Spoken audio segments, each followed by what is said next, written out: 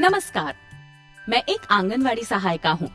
आप सब जानते हैं कि मैं अपने क्षेत्र की गर्भवती महिलाओं, धात्री माताओं और शिशुओं के स्वास्थ्य, पोषण एवं शिक्षा को बेहतर बनाने हेतु सतत रूप से कार्य करती हूँ और मेरे इन कार्यों के एवज में सरकार द्वारा मुझे मानदेय और प्रोत्साहन धनराशि यानी PLI का भुगतान किया जाता है।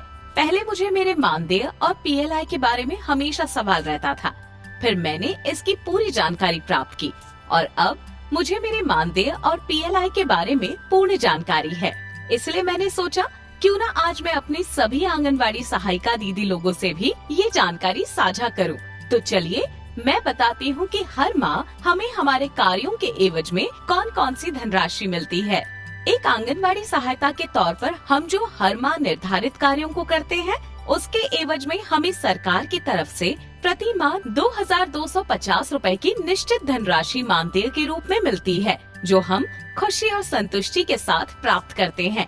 इसके अतिरिक्त राज्य सरकार मुझे मेरी निष्ठावान सेवा के लिए 750 रूपए की धनराशि अतिरिक्त मानदेय के रूप में देती है। मानदेय और अतिरिक्त मानदेय के अलावा मैं अब बात करती हूँ मुझे मिलने वाले PLI के बारे में। PLI का मतलब होता है परफॉर्मेंस लिंक्ड इंसेंटिव, यानी आसान भाषा में कहे तो ये एक तरह की प्रोत्साहन धनराशि है जो केंद्र एवं राज्य सरकार द्वारा हम आंगनवाड़ी सहायिकाओं को प्रति माह निर्धारित लक्ष्य पूरा करने पर मिलती है। इसके तहत अगर मैं हर माह अनुपूरक पुष्टाहार का 100% वितरण करने में सफल होती हूँ, तो मुझे 400 रूपए की प्रोत्साहन धनराशि मिलती है।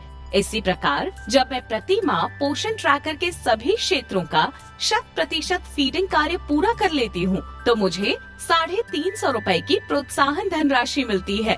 इसके अलावा यदि मैं प्रति माह कम से कम 21 दिन आंगनवाड़ी केंद्र खोलती हूँ, तो मुझे 250 रूपए की प्रोत्साहन राशि मिलती है।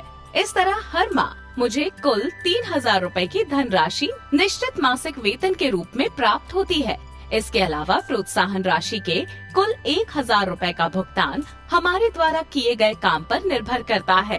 विभाग द्वारा निश्चित मानदेय का भुगतान हर माह और प्रोत्साहन धनराशि का भुगतान हर माह निर्धारित लक्ष्य पूरा करने पर किया जाता है। उम्मीद है आप सबको भी हर माह मिलने वाले मानदेय और प्रोत्साहन राशि के बारे में पूरी जानकारी हो गई होगी।